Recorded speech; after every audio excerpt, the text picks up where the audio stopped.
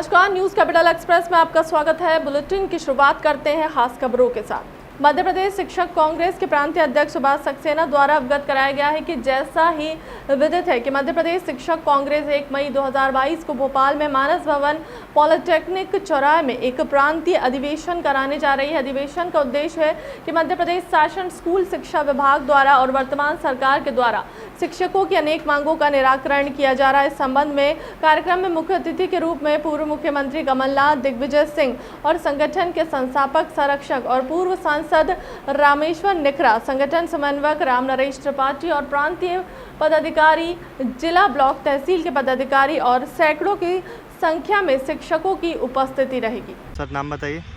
सुभाष सक्सेना, प्रांत अध्यक्ष मध्य प्रदेश शिक्षक कांग्रेस। सर, जो 1 तारीख को महाधिवेशन किया जा रहा है सिर्फ शिक्षकों को लेकर, जो आज यहाँ पे चिनार पार्क की मीटिंग गई, सर क्या मुद्दा यहाँ पे रखा गया? जैसा कि आपको विदित है कि 1 मई 2022 को एक प्रांतीय अधिवेशन रखा गया है, जिसमें पूरे प्रदेश से सैकड़ों कर्मचारी, शिक्षक उपस्थित रहेंगे और उसमें कमलनाथ जी हमारे मुख्य अतिथि के रूप में आएंगे और हमारी जो प्रमुख मांगे हैं उनके संबंध में हम विचार विमर्श करेंगे कि लगातार सरकार हम लोगों को हमारे ज्ञापनों को जो है सुन नहीं रही है, देख नहीं रही है, तो हम रणनीति बनाएंगे। जो कमलनाथ जी, दिग्विजय सिंह जी और हमारे जो संरक्षक हैं उनके जो समक्ष रणनीति रखी जाएगी, जिसमें प्रमुख मांग हमारी पदनाम की है। जो सहायक शिक्षक और जो शिक्षक है वो जिस पद पर भर्ती हुए थे उसी पद से रिटायर्ड हो गए।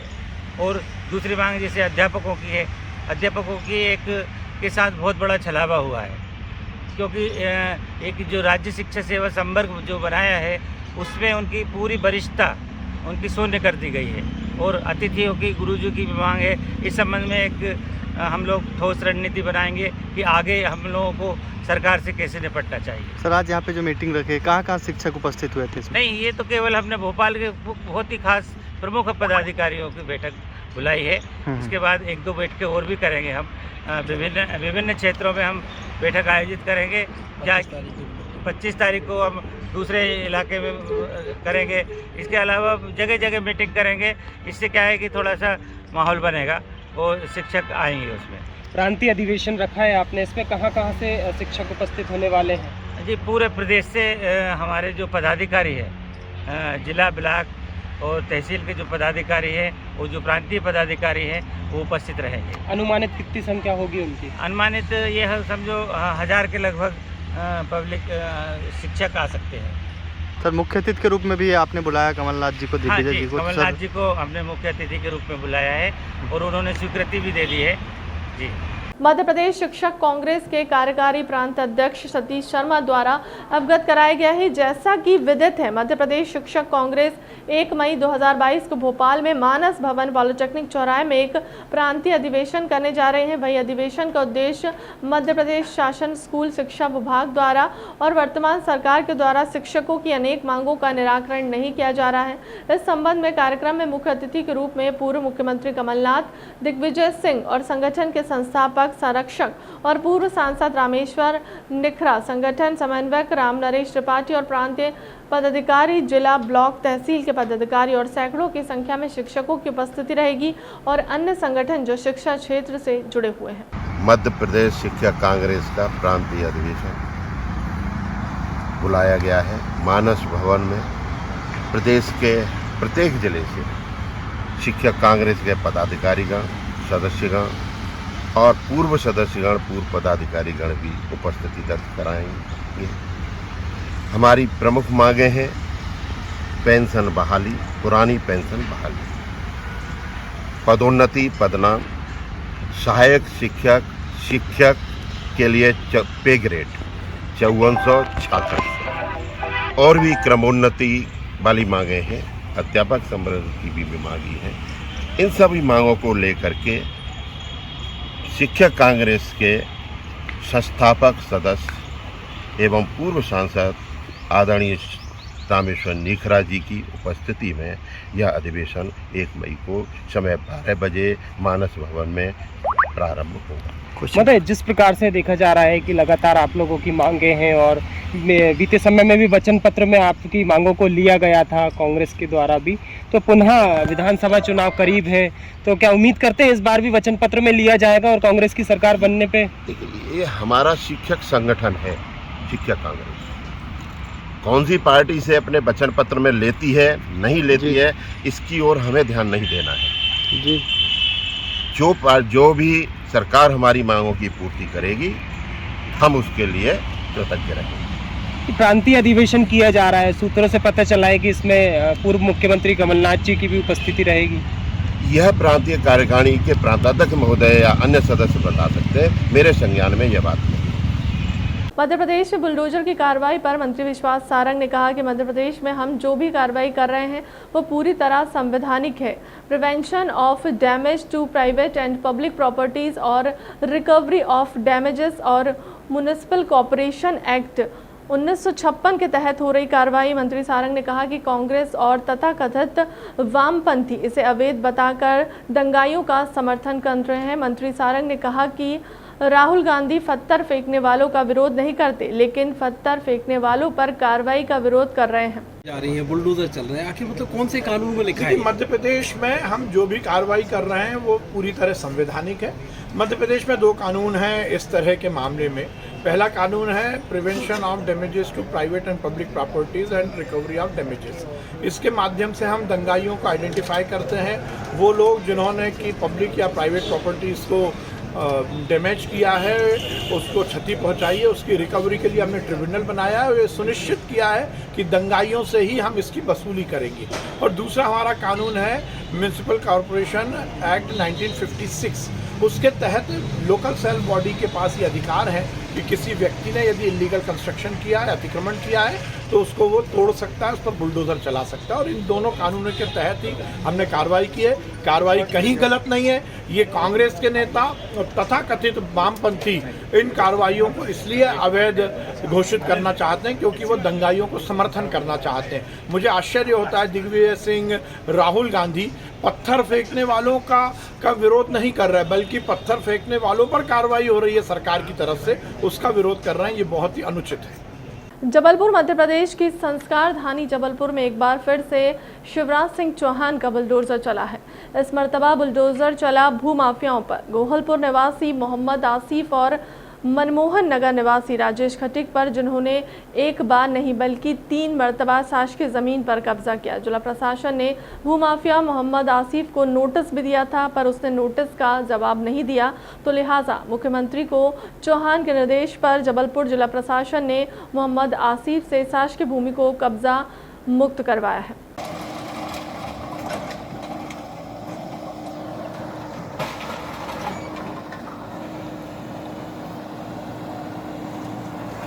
आज शांति नगर में उद्योग विभाग को जो आवंटित ज़मीन थी उसमें से कुछ एक भाग पे माफियाओं ने कब्जे कर लिए थे। आज मौके से ऐसे कब्जों को हटाया गया है। आसिफ नाम के भूमाफिया के द्वारा 10,000 स्क्वायर फीट पर बाउंड्री वाल बनाकर रोड बना करके कब्जा किया गया था और ये तीसरी बार उसके द्वारा कब्जा किया गया था। मौके पर उसका कब्जा हटाया गया। इस बाउंड्री के अंदर मोहल्ले वासियों का कहना है अनैतिक गतिविधियाँ भी चलती थी। इसके अतिरिक्त राजेश खटीक के द्वारा मौके पर 3,000 स्क्वायर फीट पर गौशाला का निर्माण करके भी अतिक्रमण किया गया था, जिससे कि आज जमींदोज किया गया। मौके पर एक स्थान ऐसा भी था जहां पचौरी पेट्रोल पंप का कब्जा मिला। यद्यपि इसके बारे में ये बात है कि इनको जिसके द्वारा बेचा गया वो बना हुआ पहले से ही था स्ट्रक्चर, लेकिन ये गलत जगह का कब्जा था, अतः उसे भी मौके पर तोड़ा गया। ये संपूर्ण ज़मीन की जो कीमत होती है वो लगभग 15 करोड़ रुपए की बेस कीमती शासकीय ज़मीन को आज जिला प्रशासन द्वारा मुक्त कराया गया। Thank you. जादू टोने और तंत्र मंत्र के संदेह में माड़ोताल क्षेत्र में 71 वर्षीय ओएफ से रिटायर्ड कर्मी की बेरहमी से हत्या कर दी गई। आरोपी उसके ही रिश्तेदार का पोता लगता है, जिसने तलवार नुमा बका के वार कर जान ले ली। वारदात का खुलासा करते हुए सीएसपी तुषार सिंह ने बताया कि कटंगी रोड पर रैया खेड़ा गांव की यह घटना गांव का नेत्राम अहिरवार 71 ओएफ के फैक्ट्री में 2011 में रिटायर्ड हुआ था। उसके 3 बेटे रोशन अहिरवार, तुलसीराम अहिरवार और संजीव अहिरवार भी था, जिसकी शादी हो चुकी है। मजले तुलसीराम की अभी फरवरी में शादी हुई है। परिवार में पत्नी मीराबाई के अलावा बहुएं भी हैं। कल रात में लगभग 1-1:30 बजे के आसपास माड़ोताल थाने में एक रोशन अहिरवार नाम के व्यक्ति आए, जिनके द्वारा ये सूचित किया गया कि उनके पिता का एक्सीडेंट हो गया है और केयर हॉस्पिटल में वो ले गए तो उनको मृत घोषित कर दिया गया है। त्वरित संज्ञान लेते हुए थाना प्रभारी द्वारा स्वयं अपने स्टाफ के साथ जाकर केयर हॉस्पिटल में जाके देखा गया तो जिस तरीके की चोट और घाव प्रतीत हो रहे थे वो एक्सीडेंट के ना होते हुए किसी आशंका से तरफ इशारा कर रहे थे कि उनको किसी के द्वारा मारा गया है। और उसके संज्ञान लेते हुए फिर उनका रात्रि में ही पुलिस अधीक्षक महोदय को अवगत करवाया गया, जिन्होंने उसका तत्काल संज्ञान लेते हुए कहा कि इसको रातों रात ही इस घटना को जो भी है इसकी सत्यता की पारदर्शिता से जांच की जाए। उसमें फिर थाना प्रभारी महोदय और मैं स्वयं खुद गए हम लोग वहाँ पे और घटनास्थल की तस्दीक की गई, जिस पर वहाँ के आसपास लोगों से पूछताछ करने पर पता चला कि जो मृतक हैं, जिनका नाम कि नेत्राम अहिरवार हैं, वो वहाँ पे कुछ युवकों के साथ बैठ के बात कर रहे थे जो कि गांव के ही थे और वो अपने पोते के साथ भी वहीं बातचीत कर रहे थे, जिस पर से उन सभी को तत्काल रात में ही उनसे बातचीत की गई, जिस पर से उनका जो पोता था वो घटनास्थल के बाद से ही गांव में भी नहीं था और उसके बाद उसका फ़ोन भी रेगुलर स्विच ऑफ आ रहा था। उसके बाद क्योंकि शक उसी पे हुआ क्योंकि वही एक व्यक्ति गायब हो गया था, फिर सवेरे उसकी पतासाजी की गई और हमारी जो माड़ोताल की सबस टीम है और क्राइम ब्रांच की टीम ने मिलके उससे अच्छे से उसकी पतासाजी करके उसको ढूंढा और उससे सघन पूछताछ करने के बाद उसने अपना जो जुर्म है उसको स्वीकार किया कि जादू टोने को लेके जो उसको शक था अपने ही कज़न दादाजी पे, तो उसको लेके उसने उन पर हमला किया और जो कि आप ये देख सकते हैं कि यहाँ रखी हुई एक रॉड है, तो जो तलवार नुमा रॉड है इसी से उसने उस पर हमला किया अपने दादाजी पे, जिससे उनकी मृत्यु हो गई। और उसी ने फिर जब वो गिरफ्तार होने के बाद इसको जब्त करवाया और फिर जो भी उससे और भी साक्ष्य हमको संकलित करने थे, उसका मोबाइल फ़ोन और उसके खून लगे हुए कपड़े, वो सब हम लोगों ने जब्त किए हैं। और जो भी थाना प्रभारी और इनकी समस्त टीम को मैं बधाई देता हूँ कि इन्होंने बहुत अच्छा कार्य किया और एक अंधी हत्या का बहुत ही चंद घंटों में रातों रात मेहनत करके इसका खुलासा किया।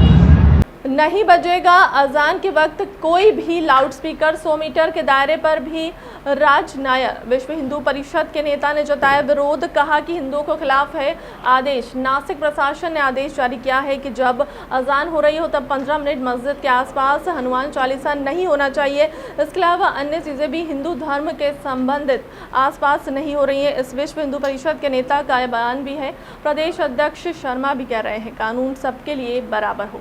नहीं, अब आदेश क्या है ये मुझे पता नहीं है और मुझे ऐसा लगता है कि सभी समाजों के लिए, सभी धर्मों के लिए, सभी वर्गों के लिए एक समान कानून से लेकर के रूल्स, रेगुलेशंस, नॉर्म्स एक समान सबके लिए बनते हैं। प्रशासनिक व्यवस्था के लिए कानून के तहत जो चीज़ें आवश्यक हैं वो करनी चाहिए, चाहे वो महाराष्ट्र हो चाहे कोई और राज्य हो। इसलिए एग्जैक्टली क्या हुआ ये तो मुझे नहीं पता, लेकिन मेरा ऐसा मानना है कि जो कुछ होना है वो सबके लिए समान होने की ज़रूरत है। ठीक है, जो सुबह के 5 बजे का अजान है, दोपहर के 1:15 बजे का, शाम के 5:15 और 6:30 बजे का और रात के 8:30 बजे का, ऐसे 5 अजान के समय में 15 मिनट पहले और 15 मिनट बाद और मस्जिद के 100 मीटर के अंतर्गत कोई भी जो है भजन कीर्तन या दूसरे वाद्य बजाने का या फिर हनुमान चालीसा वगैरह का पाठ करने का अधिकार नहीं है। यह है महाराष्ट्र के नासिक के पुलिस कमिश्नर दीपक पांडे। इन्होंने बताया कि नासिक प्रशासन ने फैसला लिया है, वहां लाउड स्पीकर पर हनुमान चालीसा या भजन बजाने के लिए परमिशन लेनी होगी और अजान से पहले के 15 मिनट और बाद के 15 मिनट तक कोई दूसरा लाउड स्पीकर बजाने की अनुमति नहीं होगी। इसके अलावा जहां मस्जिद है यानी मस्जिद के 100 मीटर के दायरे में लाउड स्पीकर। महाराष्ट्र पुलिस अधिनियम 1951 के सेक्शन 40 अंतर्गत पुलिस आयुक्तों को यह अधिकार है कि जब भी समाज में कोई धार्मिक या सामाजिक जो उथल पुथल है उसको कंट्रोल करने के लिए जो लीगल राइट्स और कस्टमरी राइट्स हैं उनका ध्यान रखते हुए पुलिस आयुक्त तो वहाँ पर शांति प्रस्थापित करने के लिए संबंधित पक्षकारों, नागरिकों और इतर यंत्रणा को कोई भी आदेश जारी कर सकती है। इसके तहत महाराष्ट्र नवनिर्माण सेना ने जो यहाँ पर अर्ज किया था वो, साथ ही में जो मरकज़ जो समाज है उन नासिक की, उन लोगों ने जो मुस्लिम लोगों के तरफ से जो अर्ज किया था वो 18 जुलाई 2005 का माननीय सर्वोच्च न्यायालय का निर्णय महाराष्ट्र शासन के तरफ से अलग अलग समय पर जो ध्वनि प्रदूषण के क्षेत्र में जो शासन निर्णय जारी किए गए हैं वो, और नासिक शहर पुलिस आयुक्तालय की विशेष शाखा ने जो गोपनीय अहवाल सबमिट किया है, इन पांचों चीज़ों को ध्यान में रखते हुए पुलिस आयुक्त ने ऐसा आदेश पारित किया है कि जो मुस्लिम समाज का जो कस्टमरी राइट है अजान पढ़ने का, उसको रिकॉग्नाइज किया गया है। और इसके अंतर्गत जो सुबह के 5 बजे का अजान है, दोपहर के 1:15 बजे का, शाम के 5:15 और 6:30 बजे का और रात के 8:30 बजे का, ऐसे 5 अजान के समय में 15 मिनट पहले और 15 मिनट बाद और मस्जिद के 100 मीटर के अंतर्गत कोई भी जो है भजन कीर्तन या दूसरे वाद्य बजाने का या फिर हनुमान चालीसा वगैरह का पाठ करने का अधिकार नहीं है। इसके पीछे उद्देश्य ये है कि किसी भी व्यक्ति के अधिकार वहाँ समाप्त होते हैं जहाँ दूसरे व्यक्ति के अधिकार शुरू होते हैं। और भारत के संविधान के अंतर्गत और जो समाज के प्रति जो जवाबदारी है, इसकी हम शपथ लेते हैं और इसके तहत सामाजिक सुव्यवस्था को बरकरार रखने के लिए जो है ये आदेश पारित किया गया है। नमस्कार। नासिक के पुलिस कमिश्नर आदरणीय श्री दीपक पांडे जी का कल एक वक्तव्य आया।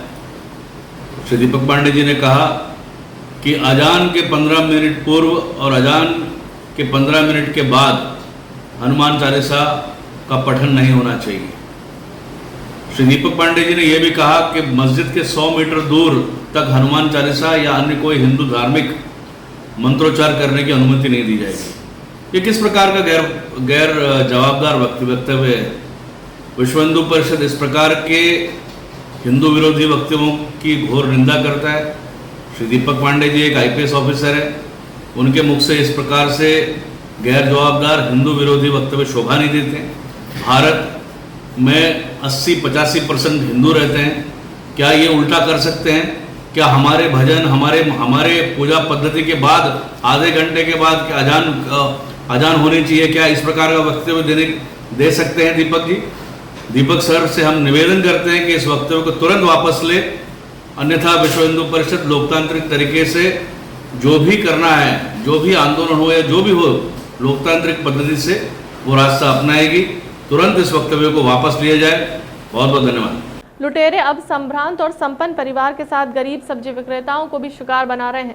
जबलपुर पुलिस ने ऐसी ही लुटेरी गैंग के 2 सदस्यों को गिरफ्तार कर लिया है जो राह चलते सब्जी वालों को लूटते हैं। गढ़ा थाना क्षेत्र में 8 अप्रैल को लूट की एक घटना हुई है जिसमें बाइक सवार 2 लुटेरे युवक ने ठेले पर सब्जी बेचने वाले शख्स से चाकू की नोक पर 9,000 रुपये लूट लिए और फरार हो गए। इन लुटेरों की बदकिस्मत थी कि उनके चेहरे और बाइक का नंबर उन क्षेत्र में लगे CCTV कैमरों में कैद हो गया। पुलिस ने जब सब्जी विक्रेता की शिकायत पर जांच शुरू की और CCTV कैमरों की फुटेज के आधार पर आरोपियों की तलाश शुरू कर दी है। लुटेरों की पहचान मोहम्मद निजाम और राज कश्यप के रूप में हुई है।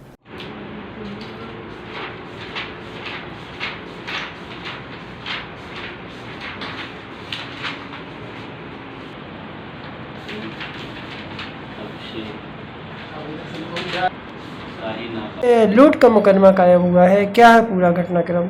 कल दिनांक 17/4/2021 को रात करीबन 11 बजे एक लिखित आवेदन प्राप्त हुआ था कि एक सब्जी वाला है, उसके साथ लूट कारित की गई है कि एक मोटरसाइकिल में 2 लड़के आए और उसको चाकू दिखाकर उससे लूट कारित किए हैं, जिस पर FIR दर्ज कर जांच पड़ताल शुरू की गई थी और आसपास के CCTV फुटेज खंगाले गए, जिसमें एक गाड़ी नंबर आया MP20NE7871 जिसकी तलाश पतासाजी की गई और सीमा थाना प्रभारी महोदय के नेतृत्व में उसकी तलाश पतासाजी की गई, जिसमें पता चला कि वो गाड़ी पूटा ताल पानी की टंकी के पास थाना बेलबाग क्षेत्र में उसका मालिक रहता है, जिसके मालिक के घर पहुंचकर उसे पूछताछ की, जिसमें उसने बताया कि घटना दिनांक को वो गाड़ी उसका जीजा राजा उर्फ मोहम्मद निजाम चला रहा था और उसके साथ उसका दोस्त राज कश्यप था, जिसकी पतासाजी कर उनको घेराबंदी कर पकड़ा गया और जिनसे घटना में प्रयुक्त मोटरसाइकिल और घटना में प्रयुक्त चाकू तथा जो लूटे गए रुपए थे उसमें से उन्होंने कुछ शराब पीने वगैरह में खर्च कर दिए थे, तो 2500 रुपये नकदी जब्त की गई है। इनका बैकग्राउंड क्या है सर? इनका बैकग्राउंड ये मजदूरी करते हैं और यही लूट की घटनाएं में इनका सुनने में आ रहा है कि ये लूट की घटनाएं इसी तरह कार्य करते हैं और इनके आपराधिक रिकॉर्ड खंगाले जा रहे हैं कि अन्य थानों में भी क्या इन्होंने लूट की कार्य की है या नहीं। सर आपका शुभ नाम? SI प्रशांत शुक्ला। छिंदवाड़ा सामाजिक न्याय पखवाड़े के तहत भाजपा ने पुराना छापाखाना वार्ड नंबर 29 राशन दुकान पर अन्न उत्सव के तहत उपभोक्ताओं को निःशुल्क अनाज का वितरण किया। पात्र हितग्राहियों को योजना का लाभ देने के साथ ही उपस्थित हितग्राहियों को माला पहनाकर स्वागत भी किया गया। इस मौके पर भाजपा जिला अध्यक्ष विवेक बंटी साहू ने कहा कि प्रधानमंत्री नरेंद्र मोदी की अन्न उत्सव योजना अंतर्गत गरीबों को निःशुल्क खाद्यान्न उपलब्ध कराया जा रहा है। वहीं सामाजिक न्याय पखवाड़े के तहत हरिजन गुरुद्वारे में सफाई कर्मियों का भी सम्मान दिया जा रहा है। इस मौके पर भाजपा के वरिष्ठ नेता और पूर्व पार्षद मनोज चौरे सहित जगदीश गोदरे वाल्मीकि समाज अध्यक्ष विशेष रूप से उपस्थित रहे। ये जो आपको स्मृति चिन्ह मिल रहा है ये रखने के लिए नहीं, इस बात का ध्यान रखें गर्मी का दिन चल रहा है, गर्मी का दिन चल रहा है, आपका इसको कैसे उपयोग करना है। आप अपने बाहर जब ड्यूटी पे जाए तो इसको जरूर लेकर जाए, इसमें ठंडा पानी भरकर ले जाना। इसके पास सिका महरोलिया अब हमारे वरिष्ठ श्री छब्बीलाल जी, सबसे पहले महिलाओं का सम्मान किया जा रहा है। आप लोग महिला लोग यहाँ जाएं। बसंती बाई बहुत, कल्पना बाई सारवान, भागवती बाई चांडेले, बिमला बाई अनेसर। आज जिला भारतीय जनता पार्टी के अध्यक्ष श्री विवेक बंटी साहू के माध्यम से स्वास्थ्य कर्मचारी को स्वास्थ्य जो कोरोना काल में काम किया उनका सम्मान किया गया। उनके सम्मान के उपलक्ष्य में उनके द्वारा गिफ्ट दिया गया, साथ में फूल माला से उनका स्वागत करके उद्बोधन देकर उनके द्वारा मार्गदर्शन दिया गया कि आपकी जो भी समस्याएं रहेंगी नगर पालिका नगर निगम से उनको हम आपके माध्यम से पूर्ण कराएंगे। और आपके द्वारा जिस तरीके से कोरोना काल में कार्य किया गया है नगर निगम के स्वास्थ्य टीम के द्वारा, उसके लिए हम आपका आभार व्यक्त करते हैं, साथ में उनका सम्मान करते हैं। इसके कड़ी में समस्त नगर पालिका के स्वास्थ्य कर्मचारी एवं वाल्मीकि समाज के लोग भी उपस्थित थे जिनको सम्मान किया गया। उसके लिए हम नगर निगम के समस्त कर्मचारी एवं वाल्मीकि समाज उनका। नमस्कार, न्यूज़ कैपिटल एक्सप्रेस में आपका स्वागत है। बुलेटिन की शुरुआत करते हैं खास खबरों के साथ।